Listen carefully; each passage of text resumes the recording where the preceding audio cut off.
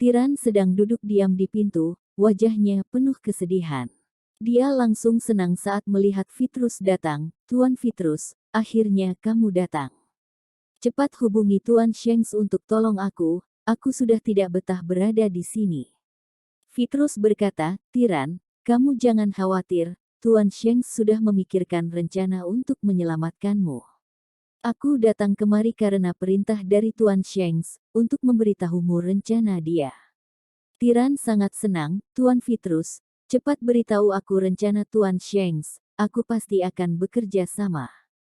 Petrus mengangguk, maksud Tuan Shanks adalah, ingin kamu bersikeras mengatakan bahwa kamu dan 10 bawahanmu melihat mereka membakar gedungmu dengan mata kepala sendiri. Gedungmu dibakar sehingga para pengikutmu tidak punya tempat, maka itu kamu terpaksa membawa 300 orang untuk pergi diskusi dengan mereka. Tapi tidak disangka mereka langsung bertindak, dan kalian tidak punya pilihan selain melawan. Tiran berkata dengan hati-hati, apa cara ini bisa? Petrus sedikit marah, kamu sedang meragukan Tuan Shanks. Tiran segera menggeleng, tidak. Petrus, bagus kalau gitu. Ya udah, ini makanan yang aku bawakan untukmu, ayo makan. Jangan sampai masalah aku datang menemuimu hari ini ketahuan, agar orang lain tidak curiga kalau kita bersekongkol. Tiran segera mengangguk, oke. Setelah melihat dengan mata kepala sendiri bahwa Tiran telah makan 1 suap makanan yang dia bawa, Petrus lalu pergi. Begitu Petrus baru pergi, laki-laki yang tidur di pojok tiba-tiba berhenti mendengkur dan tersenyum menyeringai, jika aku tidak akan makan. Tiran terkejut saat mendengar suara ini terasa familiar. Seperti suara Lone Wolf. Pupil mata Tiran mengecil, menatap sosok orang tersebut, siapa kamu? Sejak awal masuk sel penjara, orang tersebut selalu tidur dengan membelakanginya, dan sampai detik sekarang Tiran masih belum melihat jelas rupanya. Orang tersebut duduk dan berbalik. Ternyata benar Lone Wolf. Lone Wolf sembunyi di sini untuk membunuh dirinya. Tiran ketakutan dan berteriak ke arah luar pintu, tolong. Lone Wolf bergegas ke arahnya dan menutupi mulutnya, diam bodoh.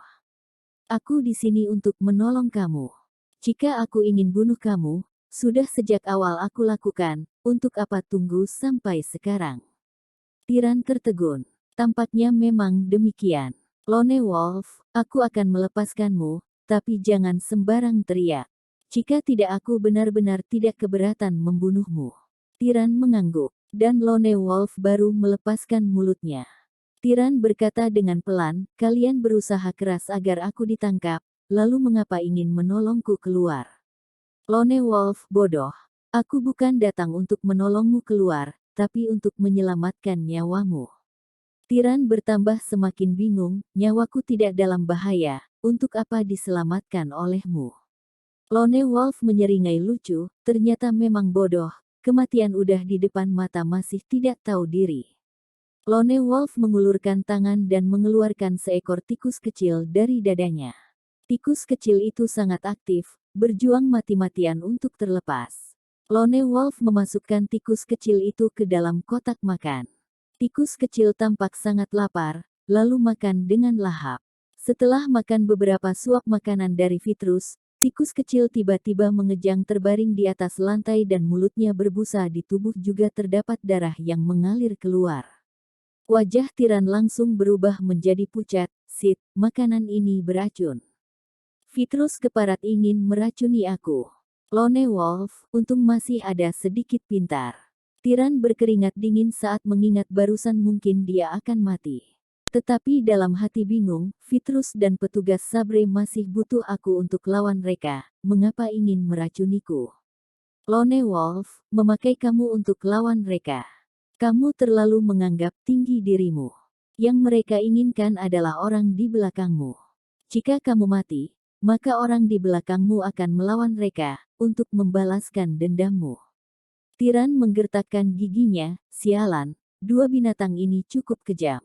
Pada saat ini, Tiran samar-samar merasakan perutnya sakit, semakin lama rasa sakitnya semakin kuat, hingga berkeringat dingin.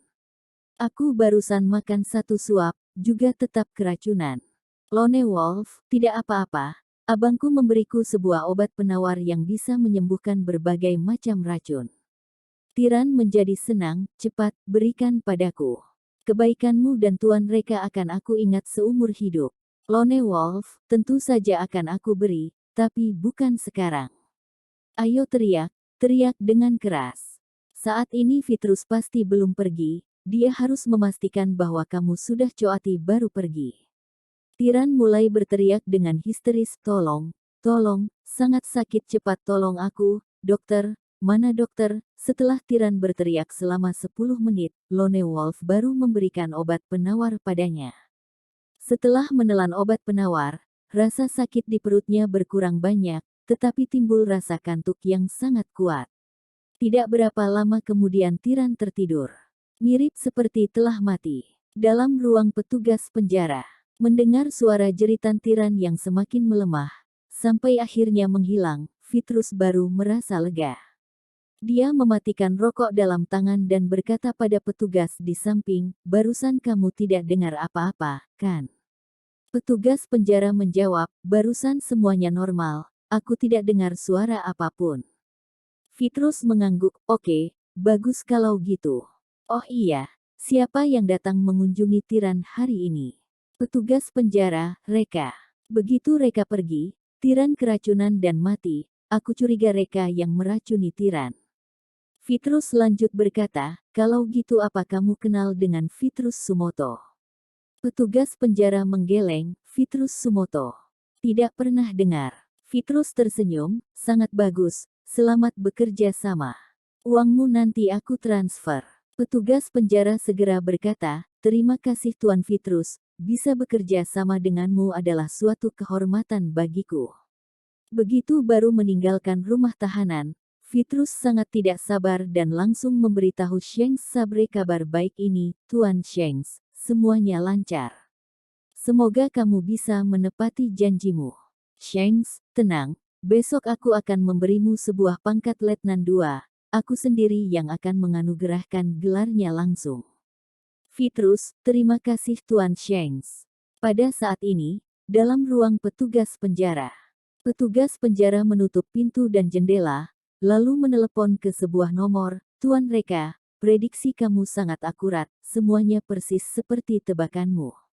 Tenang, aku melakukan semuanya sesuai perintahmu.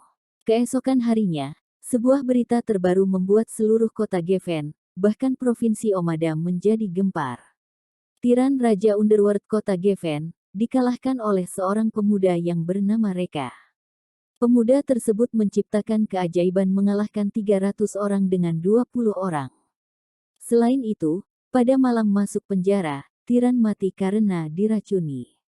Pada hari itu hanya Reka seorang yang pergi mengunjungi Tiran. Sekarang semua orang curiga bahwa Reka yang meracuni Tiran.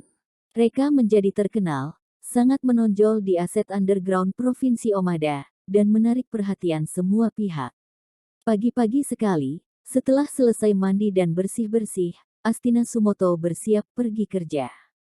Vitrus Sumoto tiba-tiba memanggilnya, Kak, kamu tidak perlu pergi kerja hari ini. Astina, kenapa? Vitrus, hari ini aku akan diberi gelar pangkat Letnan 2, kekuasaanku bertambah semakin besar, aku bisa carikan pekerjaan yang lebih baik untukmu. Apa? Astina terkejut, tas dalam tangannya terjatuh ke atas lantai, kamu baru diangkat jadi sersan, dan mau naik jabatan lagi. Bahkan langsung loncat beberapa tingkat. Vitrus mengangguk, benar. Nanti petugas Sabre langsung yang akan datang menganugerahkan gelar untukku. Oke, bagus. Astina sangat gembira, tidak sia-sia kakak menyayangimu, adik. Kimi Sumoto di samping juga merasa sangat senang hingga meneteskan air mata. Dalam kurun waktu ini, dia hampir mati karena depresi. Hal bahagia dalam keluarga Tokia Mashita satu demi satu terus berdatangan, hari-hari menjadi semakin makmur. Sedangkan rumahnya sendiri sepi dan hari demi hari semakin melemah. Mereka sangat tertekan hingga malu untuk menyapa tetangga saat bertemu dalam kompleks. Kimi takut tetangga akan membicarakan masalah perpisahan antar Astina dan Reka, dan membiarkan keluarga Tokia yang mendapat keuntungan besar.